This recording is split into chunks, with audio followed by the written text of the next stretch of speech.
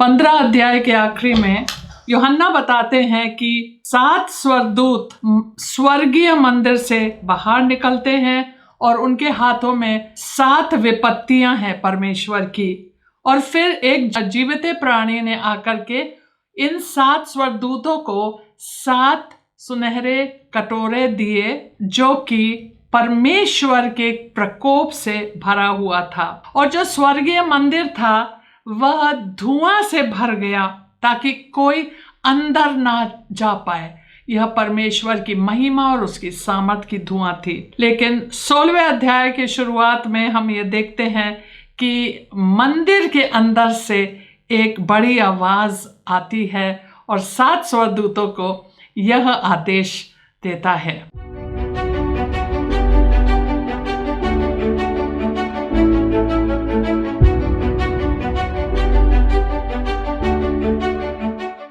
आप सबको एक बार फिर से choose life now Hindi channel के बाइबल स्टडी में स्वागत है। आज हम यीशु मसीह का प्रकाशित वाक्य के 16वें अध्याय में आ चुके हैं। आइए प्रार्थना करते हैं। पिता परमेश्वर, हम प्रार्थना करते हैं उन सारे लोगों के लिए जिन्होंने अभी तक यीशु मसीह पर विश्वास नहीं किया है और या तो उन लोगों ने सुसमाचार ही नहीं सुना है, यीशु के बारे में जानते नहीं हैं। इस संसार के ईश्वर ने, जो कि शैतान है, ने उनके आंखों पे पट्टी डाल दी ताकि वो लोग सुन ना पाए, देख ना पाए और स्वतंत्र हो ना पाए। लेकिन मैं प्रार्थना करती हूँ कि प्रभु उनको ऐसे आंखें दे कि वो देख पाए और कान दे कि वो सुन पाए और उनके ऐसे दिल दे प्रभु कि उन लोग समझने पाए। हम ये भी प्रार्थना करते हैं कि प्रभु आप अपने मजदूरों को उनके राह में भेज दे ताकि वो उनको सुसमाचार सुनाएं कि बहुत सारे लोग सत्य को जानने पाए। ये प्रार्थना हम यीशु मसीह के सामर्थ्य नाम में मांगते हैं, आमीन। अब 16 अध्याय के बिल्कुल शुरुआत में ऐसा लिखा है, फिर मैंने मंदिर में किसी को ऊंचे शब्द से उन 7 स्वर्गदूतों से यह कहते सुना, जाओ परमेश्वर के प्रकोप के 7 कटोरों को पृथ्वी पर उंडेल दो। मंदिर से आवाज आ रही है, ऑब्वियसली परमेश्वर की आवाज आ रही है इस अध्याय के शुरुआत में और इस अध्याय के अंत में। और वह उनको आदेश देता है, जाओ 7 स्वर्गदूतों को, और बोलते हैं परमेश्वर के प्रकोप के 7 कटोरों को पृथ्वी पर उंडेल दो। दूसरा पद, अतः पहले स्वर्गदूत ने जाकर अपना कटोरा पृथ्वी पर उंडेल दिया। तब उन मनुष्यों के जिन पर पशु की छाप थी और जो उसकी मूर्ति की पूजा करते थे, एक प्रकार का बुरा और दुखदाई फोड़ा निकला। पहला स्वर्गदूत के प्रकोप उंडेलने से क्या हुआ कि वे सारे लोग जिन्होंने पशु के छाप या पशु के नाम का अंक का छाप अपने माथे पे या हाथों पे उन्होंने जो लिया है, उन लोगों ने परमेश्वर के विरोध में यह काम किया है और पशु को पूजते थे, इसीलिए उनके शरीर में बहुत बड़ा फोड़ा निकल आया। फिर दूसरे स्वर्गदूत ने अपना कटोरा समुंदर पर उंडेल दिया और वह मरे हुए मनुष्य के लहू जैसा बन गया और समुद्र में का हर एक जीवधारी मर गया। ये भी बहुत सिंपल है। यही चीज मिस्र देश में भी हुआ था, नील नदी में, तुरही वाले न्याय में भी, लेकिन उस समय 1/3 समुंदर लहू में बदल गया। तीसरे स्वर्गदूत ने अपना कटोरा नदियों और पानी के स्रोतों पर उंडेल दिया और वे लहू बन गए। हमें लग रहा है इस धरती पे ज्यादा दिन नहीं रहे, क्योंकि जब नदी के पानी और वो पीने का पानी है और सारे स्रोतों का पानी लहू में बदल गया, तो फिर दुनिया में कोई आशा नहीं है कि वह लोग जी सकते हैं, क्योंकि बिना पानी कितने दिन जिएंगे। हो सकता है 3, 4, 5 दिन और सब लोग मर जाएंगे।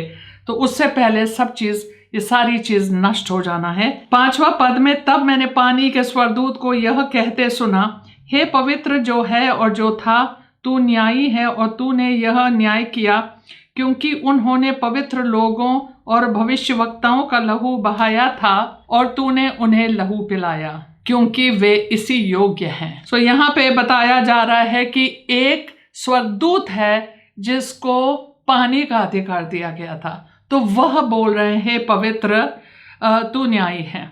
और तेरा न्याय बहुत उचित है, क्योंकि उन्होंने, ये सारे लोग जो धरती पे हैं, उन लोगों ने पवित्र लोगों का लहू बहाया है और इसीलिए उनको अब लहू पिलाया जा रहा है। तो ये बहुत उचित है और ये लोग इसी के योग्य है। फिर मैंने वेदी से यह शब्द सुना। वेदी के पास, अगर आपको याद है, तो वह सारे शहीद संत लोग हैं जिसके प्राण चले गए कलेश के समय पशु के वजह से, और उन्होंने उनके ऊपर वार किया और वो जयवंत भी हुए उनके ऊपर।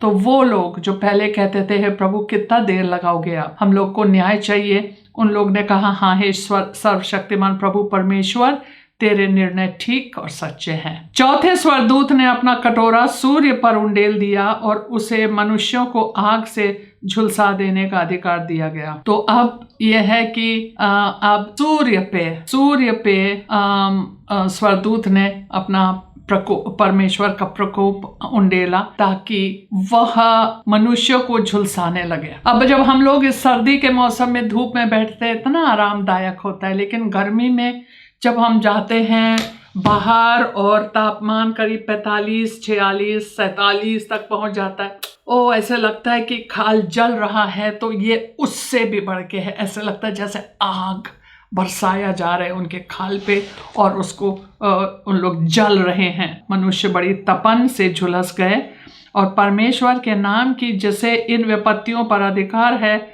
निंदा की। तो ये लोग केवल परमेश्वर की निंदा करेंगे, हर चीज में उन्हीं के ऊपर दोष उठाएंगे, अपना दोष नहीं देख सकते। वो नहीं जानते कि हम ही लोगों ने ये चीज अपने साथ किया है। अगर हम लोग परमेश्वर के साथ होते, क्यों हो, वो लोग बड़े विरोधी, उन लोग मतलब बलवा करने के लिए आए हैं धरती पे, और उन लोगों ने परमेश्वर की निंदा की और उसको महिमा करने के लिए मन न फिराया। पद संख्या 10, पांचवें स्वर्गदूत ने अपना कटोरा उस पशु के सिंहासन पर उंडेल दिया और उसके राज्य पर अंधेरा छा गया। लोग पीड़ा के मारे अपनी अपनी जीभ चबाने लगे और अपनी पीड़ाओं और फोड़ों के कारण स्वर्ग के परमेश्वर की निंदा की, पर अपने अपने कामों से मन नहीं फिराया। जैसे मिस्र देश में हुआ था कि ये पूरा मिस्र देश अंधकार छा गई और काफ़ी समय तक, लेकिन गोशन में उजाला था और लोग बड़े परेशान हो गए। यहाँ पर भी वही चीज़ थी, उन लोगों को पीने का पानी नहीं, और जो उन लोग के खाल जल गया है सूरज के वजह से, सूर्य के तापमान के वजह से, और प्लस वो फोड़े, सब चीज़ एक के ऊपर एक, क्योंकि बहुत जल्दी जल्दी हो रहा है, अब जल्दी जल्दी, ज़्यादा समय नहीं है। और इसके वजह से उन लोग जीभ चबाने लगे, दर्द के वजह से उन लोगों को कुछ दिखता भी नहीं है। लेकिन अब उन लोग को आदत पड़ जाना होगा कि अंधकार कैसा होता है, क्योंकि तुमने अंधकार चुना है, तुमने ज्योति में तुम्हें आने की तुमने सोचा नहीं कि जब ज्योति में इंसान निकलता है तो बच जाता है, लेकिन तुम लोग ने अंधकार पसंद किया, लो अंधकार, और अनंत काल तक अंधकार होगा। तब भी उन लोगों ने परमेश्वर ही की निंदा की कि वो कितना बुरा है। उनको महिमा देने के लिए कभी अपना मन नहीं फिराया। छठवें स्वर्गदूत ने अपना कटोरा महानदी फरात पर उंडेल दिया और उसका पानी सूख गया कि पूर्व दिशा के राजाओं के लिए मार्ग तैयार हो जाए।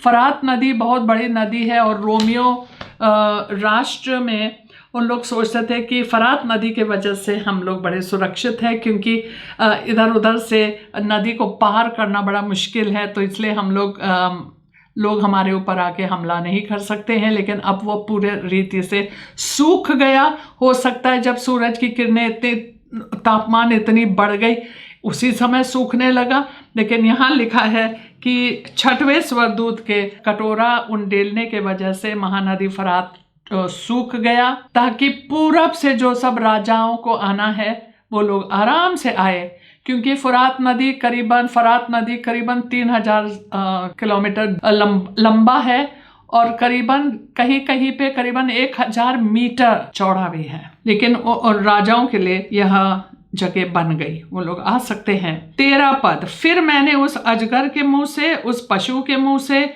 और उस झूठे भविष्यवक्ता के मुंह से 3 अशुद्ध आत्माओं को मेंढकों के रूप में निकलते देखा। उन्होंने देखा कि ये जो दुष्टता है, शैतानी त्रिमूर्ति, अजगर, मसीह विरोधी और झूठा भविष्यवक्ता के मुंह से मेंढक जैसे यूहन्ना देख रहा है, जैसे ये दुष्ट आत्मा निकल रही हैं, लेकिन वो मेंढक के रूप धारण किए हुए हैं। वह लोग झूठ बोलेंगे, झूठी चिन्ह भी देंगे, और ये 3 अशुद्ध आत्मा मेंढकों के रूप में निकलते देखा। यह चिन्ह दिखाने वाली दुष्ट आत्मा है जो सारे संसार के राजाओं के पास निकलकर इसलिए जाती है कि उन्हें सर्वशक्तिमान परमेश्वर के उस बड़े दिन की लड़ाई के लिए इकट्ठा करें। यह चीज़ हम लोग देखते हैं, आई थिंक राजाओं में है, जहाँ वो राजा अहाब है, बड़ा दुष्ट राजा था। तो परमेश्वर ने कहा कि इनको कौन भरमाएगा, इनको कौन समझाएगा कि ये जाए युद्ध में, क्योंकि वो युद्ध में नहीं जाना चाहता था। तो एक झूठा जो आत्मा है, उन्होंने कहा मैं जाऊंगा, झूठे भविष्यवक्ता के मुंह में जाऊंगा और उनके मुंह से मैं बोलूंगा और इनको भरमा दूंगा कि तू जा, और कुछ नहीं होगा, और हम उनको तैयार कर देंगे, वो जाएगा युद्ध में और वहां पे गिर जाएगा। यही चीज यही कर रहे हैं। राष्ट्रों के जो सेना है, सारे सेनापतियों को समझाएंगे, लोगों को समझाएंगे, बड़े बड़े लोगों को समझाएंगे कि आओ और हम लोग सब एक साथ युद्ध करेंगे इज़राइल के खिलाफ, मसीह के खिलाफ। तो वो लोग सब उनको इकट्ठा, भरमाने वाले आत्माएं हैं जो चिन्ह दिखा के उन लोग को भरमा के उनको लेके आएंगे, और वो लोग इतने बेवकूफ़ हैं, उन लोग आएंगे भी और सर्वशक्तिमान परमेश्वर के उस बड़े दिन की लड़ाई के लिए इकट्ठा हो जाएंगे। सर्वशक्तिमान परमेश्वर से लड़ने आ रहे हैं। बड़े बड़े मूर्ख लोग हैं ना, क्योंकि अंधकार में घूम रहे हैं लोग। उनको ये चीज़ें समझाई जा रही कि चलो हम लोग जीत सकते हैं, हम लोग सब इकट्ठा हो जाएंगे, जैसे बेबल में था।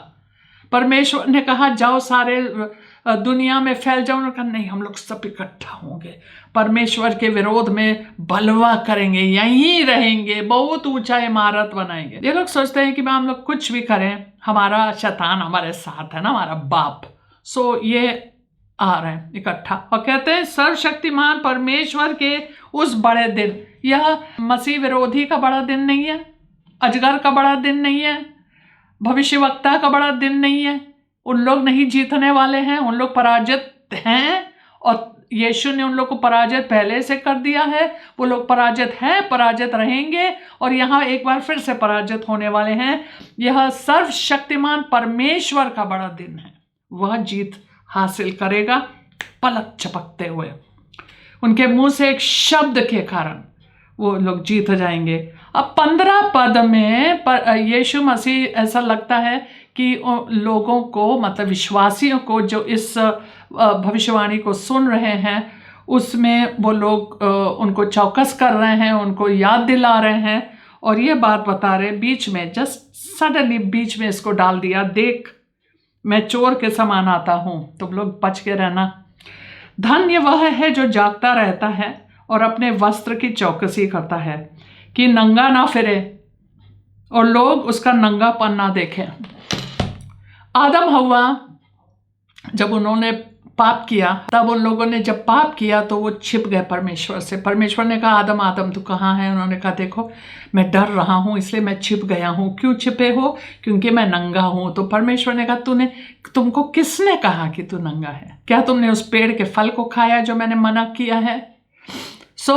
हमारा जो आत्मिक नंगापन है यीशु मसीह ने ले लिया अपने ऊपर, खुद नंगे हुए हैं क्रूस पे, और सब लोग उसको ताक रहे थे और उसको ठट्टे में उड़ा रहे थे। लेकिन हमको धार्मिकता के वस्त्र पहनाए गए हैं, हम नंगे नहीं हैं। अब धार्मिकता के वस्त्र पहनाया गया है, उद्धार के कपड़े पहनाए गए हैं हमें, तो हम नंगे कहीं किसी तरफ से नहीं है, तो हमें शर्माने की कोई ज़रूरत नहीं है आदम की तरह। और यहाँ पे उनको लोगों को एक चेतावनी दे रहा है कि बच के रहो, कि तो जिस दिन मैं आऊँगा ना, मैं चोर के समान आऊँगा, तुम्हें नहीं पता किस दिन ऐसा ना हो कि तू अपने वस्त्र के बिना पकड़े जाओ और तू नंगा पाए जाओ और तुम्हारी शर्म और तुम्हारी शर्मिंदगी सहना पड़े। इसीलिए कहता है चेतावनी है। 16 पद, और उन्होंने, वापस 14 से जुड़ा हुआ 16 पद, और उन्होंने मतलब वो सब दुष्ट आत्मा ने उनको उस जगह इकट्ठा किया जो इब्रानी में हरमगिदोन कहलाता है। मगेदोन का मतलब है एक मेगादोन का पहाड़, मैन। और इंग्लिश में बोलते हैं आर्मागेडन, और आर्मागेडन के शब्द से बहुत डरते थे, हम बहुत डरते थे कि हम लोग बचपन से सुन रहे आर्मागेडन का जो युद्ध होगा तो बड़ा भयंकर, और आर्मागेडन से डरते। लेकिन आर्मागेडन का मतलब है हर्मगेदोन, मतलब कि मगेदोन का पहाड़।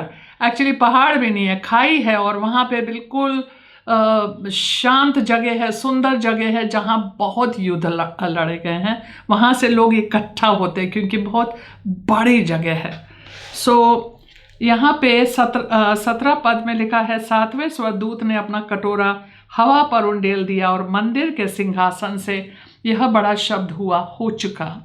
शुरुआत हुआ था, मंदिर के अंदर से आवाज़ आई, जा और ये 7 कटोरे को पृथ्वी पर उंडेल दे। अब मंदिर के अंदर से आवाज़ आ रही, हो चुका।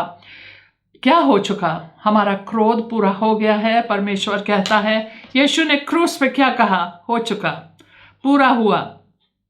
अब यहाँ पे परमेश्वर का क्रोध पूरा हो गया।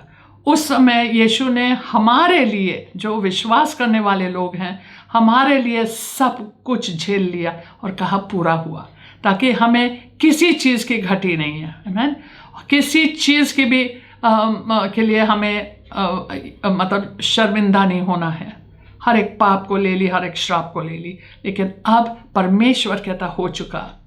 7 मोहरे वाला न्याय समाप्त हो गई, 7 तुरही वाली न्याय समाप्त हो गई, और अब 7 सुनहरे कटोरे वाले न्याय उंडेले गए हैं, और मेरा क्रोध अब समाप्त हो गया। मेरा प्रकोप इस धरती पे अब सब चीज़ समाप्त हो गया है, सब पूरा हो गया है। फिर बिजलियां चमकी और शब्द और गर्जन हुए, और एक ऐसा बड़ा भूकंप आया कि जब से मनुष्य की उत्पत्ति पृथ्वी पर हुई, तब से ऐसा बड़ा भूकंप कभी ना आया था। 6ठे अध्याय के आखिरी में भी एक भूकंप हम देखते हैं, जिसमें सारे बड़े बड़े लोग, धनी लोग, राजा लोग पहाड़ को कह रहे हैं, हमारे ऊपर आके गिर पड़ो, क्योंकि यह मेमना का प्रकोप है, मेमना का क्रोध है, और कौन खड़ा रह सकता है? हमें छिपा दो। लेकिन अब उन लोगों को छिपने के भी स्थान नहीं है। यहाँ ऐसा भूकंप आया है कि कहता है ऐसा भूकंप कभी दुनिया के पूरे इतिहास में नहीं आया है। इससे उस बड़े नगर के 3 टुकड़े हो गए, और जाति जाति के नगर गिर पड़े। और फिर बड़े बेबीलोन का स्मरण परमेश्वर के यहाँ हुआ कि वह अपने क्रोध की जलजलाहट की मादरा उसे पिलाए। ऐसा नहीं है कि परमेश्वर बेबीलोन के बारे में भूल गया, क्योंकि बेबीलोन ने सारे राष्ट्रों को और उसके सारे राजाओं को भ्रष्ट किया, अपने भ्रष्टाचार्य से उनको बर्बाद कर दिया बेबीलोन। तो बेबीलोन का नंबर आखिरी में आएगा अलग से, और उसका बहुत बड़ा विनाश वो याद करता है कि उनको भी अपने क्रोध की मादरा के प्याला पिलाना है। 20 और हर एक टापू, इस भूकंप की वजह से हर एक टापू अपनी जगह से टल गया, और पहाड़ों का पता ना चला।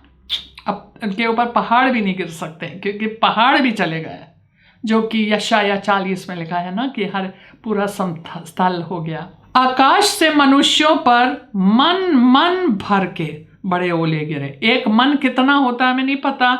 इंग्लिश में बाइबल में लिखा है एक टैलेंट मैंने जाके देखा कि 25 से 35 तक किलो एक ओला, 25 किलो से 35 किलो कुछ भी हो सकता है। इतने बड़े बड़े ओले गिरे, तो लोग उससे भी मर गए होंगे बहुत सारे। और लिखा है इसलिए कि यह विपत्ति बहुत ही भारी थी, लोगों ने ओलों की विपत्ति के कारण परमेश्वर की निंदा की। बड़े हठीले लोग हैं धरती पे, पूरे शैतानी लोग, और कोई सवाल ही नहीं उठता कि उन लोग मन फिराओ से बहुत दूर हैं। उन लोग चले गए आगे। अब उन लोग को यही चीज पसंद आ रहा है, उन लोग को अंधकार पसंद है यीशु ने। तो इसी के साथ 16 अध्याय समाप्त होती है।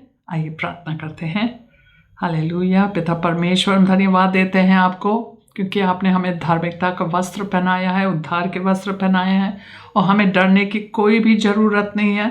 लेकिन हम उन लोगों के लिए एक बार फिर से प्रार्थना करते हैं जो अभी तक उनको यह ज्ञान नहीं है, सत्य का ज्ञान नहीं है, अभी तक स्वतंत्र नहीं हुए हैं, ताकि वह यीशु मसीह के नाम में उद्धार पाएं। ये प्रार्थना हम यीशु मसीह के सामर्थ्य नाम से मांगते हैं, आमीन।